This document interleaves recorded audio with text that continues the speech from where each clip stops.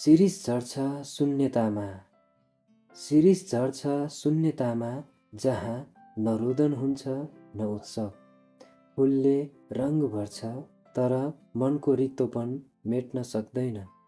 साँच्चै केही पीडा त यति मौन हुन्छन्, उनीहरू फुल झैँ झर्छन् तर ओझेलिएर पनि अमिट रहन्छन्। कहिलेकाहीँ फुलहरू पनि आँसु रोपेर फुल्छ, जसरी शिरीष फुल्दछ विगतको मौन पीडामा।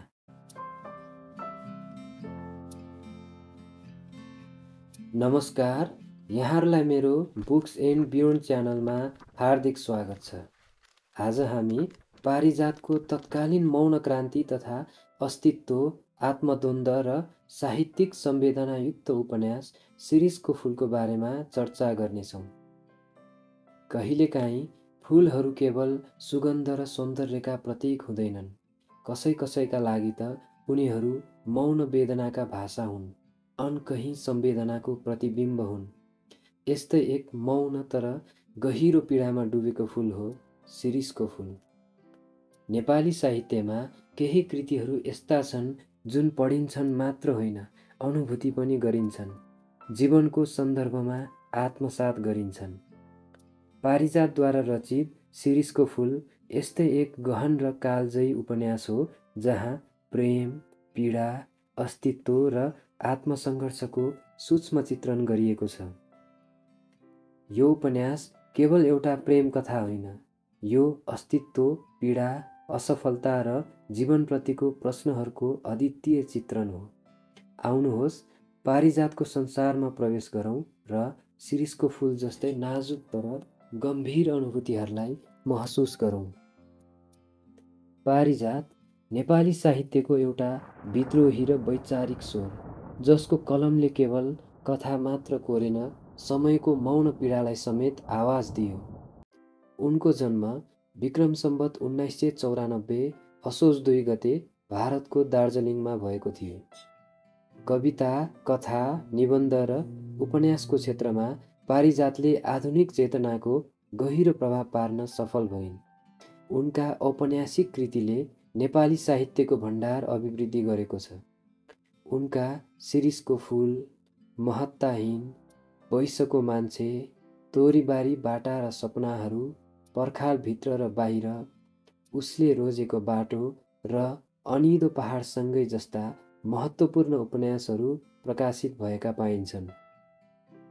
शिरीषको फुल उनको पहिलो उपन्यास हो, जसले विक्रम सम्वत 2022 सालमा मदन पुरस्कार जित्न सफल भएको थियो। तर पुरस्कार भन्दा पनि महत्त्वपूर्ण कुरा के हो भने यो उपन्यासले नेपाली साहित्यलाई एकदमै नवीन चिन्तन धारातर्फ डोहोर्याए। आउनुहोस् मूल कथाको बारेमा संक्षिप्त चर्चा गरौँ। उपन्यासको मूल पात्र हो सुयोगवीर, एक 45 वर्षीय पूर्व युद्ध सैनिक जो शारीरिक रूपमा त फर्किएको छ तर मानसिक रूपमा अझै युद्धमै छ, विक्षिप्त छ। उसको आत्मा भित्रभित्रै टुक्रिएको छ। ऊ प्रेम गर्न खोज्छ तर प्रेममा पनि हिंस्रक विगतको छाया देख्छ।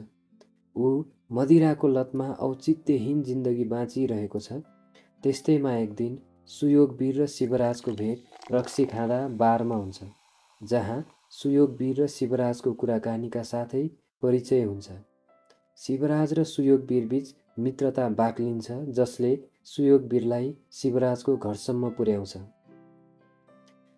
कम्पाउन्ड सहितको नीला शिरीषका बोटहरूले भरिएको क्याम्पभित्र मध्यम परिवारको रूपमा शिवराजको घर हुन्छ, जहाँ शिवका 3 बहिनीहरू मुजुरा, सकम्बरी र सानुसँग सुयोगको परिचय हुन्छ।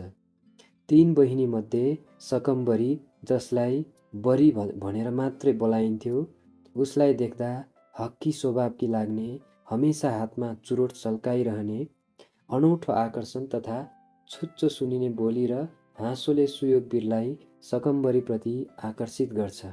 बरी एक स्वतन्त्र, विद्रोही र परम्परा विरुद्ध उभिएकी महिला हुन्छिन्।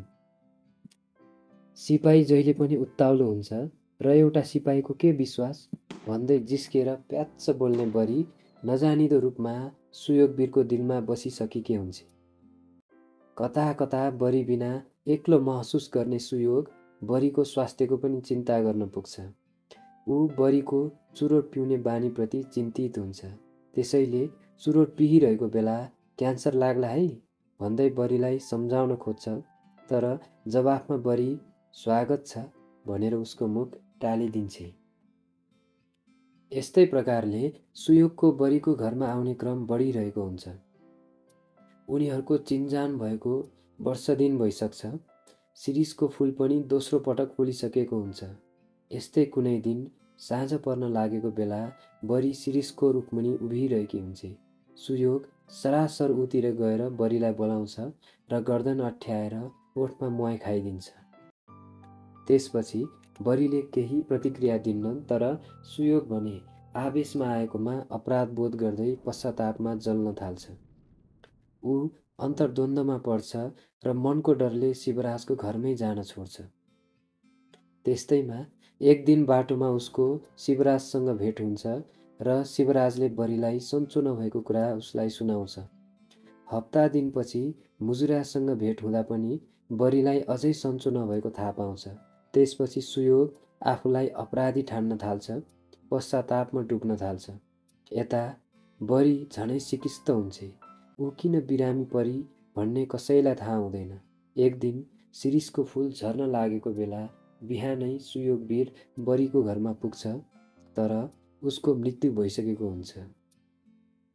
यसरी आफ्नो आवेगरूपी प्रेमले बरी मरिसकेपछि सुयोग जीवनको महाशून्यलाई अनुभव गर्छ, रित्तिन्छ र सबै चिजको निरर्थकता, जीवनको असफलता, दुर्भाग्य र निस्सारतालाई स्वीकार गर्दै फर्कन्छ। सुयोगवीर प्रेमको नजिक त पुग्छन्, तर त्यो प्रेमले कहिले पूर्णताको स्वाद पाउँदैन। उपन्यासले यहीँबाट अस्तित्वको प्रश्नहरू उठाउँछ। के प्रेम मुक्ति हो कि बन्धन? के युद्ध केवल मैदानमा लडिन्छ कि अन्तस्करणमा? जब जीवन आफै प्रश्न बन्छ, तब जवाफ खोज्न युद्ध जित्नु पर्दैन, आत्मा चिन्नुपर्छ। यो उपन्यास सुयोगवीरको आत्मसङ्घर्ष, बिछोड, युद्धजन्य मानसिक असर र नारीप्रतिको दृष्टिकोणको विश्लेषण हो। यो उपन्यास केवल प्रेम वा पीडाको कथा होइन, यो आत्मसङ्घर्षको गहिरो अभिव्यक्ति हो। यो कृति नेपाली साहित्यमा आधुनिकताको नयाँ उद्घोष हो। स्त्री चेतना, युद्धपछिको मानव अवस्था र जीवनको प्रश्नमूलक आयामहरूलाई शिरीषको फुलले गहिरो ढङ्गले छुन सफल भएको छ। आज पनि यो उपन्यासले पाठकहरूलाई भित्रैसम्म हल्लाउन सक्ने सामर्थ्य राख्दछ। पारिजातको भाषा सरल छ, तर प्रहार गर्ने खालको। कविता जस्तो लयात्मकता छैन, तर अर्थको गहिराइमा डुब्न सक्ने किसिमको छ। शब्दहरूभन्दा पनि मौनता बलियो छ, संवादहरूभन्दा दृष्टिकोण शक्तिशाली छ।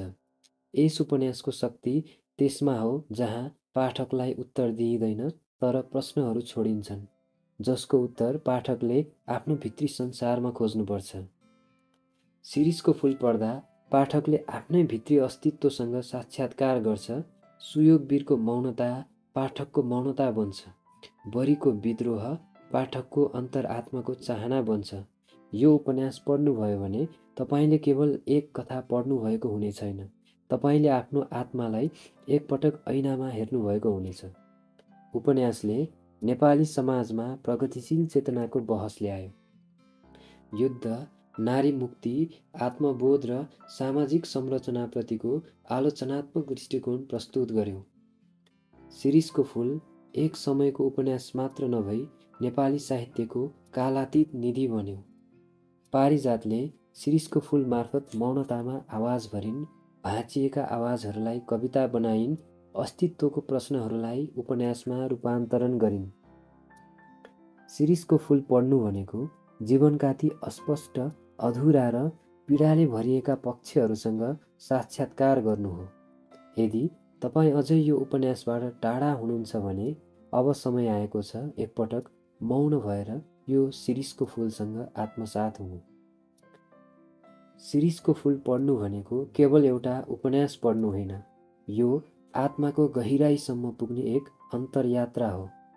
सुयोगवीर, सकम्बरी र शिरीषको फुल यी केवल पात्र वा प्रतीक होइनन्, यी त हामी हरेकको जीवनका टुक्रा हुन्। हुन सक्छ तपाईँभित्र पनि एक सुयोगवीर मौन छ, एक सकम्बरी विद्रोह गरिरहेकी छे र कतै कुनै शिरीषको फुल चुपचाप टुटिरहेको छ। र अन्त्यमा शिरीषको फुल पढ्नु केवल एउटा उपन्यास पढ्नु होइन, जीवनलाई नयाँ दृष्टिकोणबाट हेर्न थाल्नु हो। यदि तपाईँले यो पुस्तक अझै पढ्नु भएको छैन भने म तपाईँलाई सिफारिस गर्छु यो यात्रा एकपटक अवश्य तय गर्नुहोस्। र यदि पढ्नु भएको छ भने तल कमेन्टमा तपाईँका अनुभूतिहरू बाँड्न नबिर्सिनुहोला। आजको हाम्रो यात्रा यति नै। यस्तै अन्य गहिरो साहित्यिक विश्लेषणका लागि हाम्रो च्यानललाई सब्स्क्राइब गर्नुहोला। अर्को भिडियोमा फेरि भेटौँला। धन्यवाद।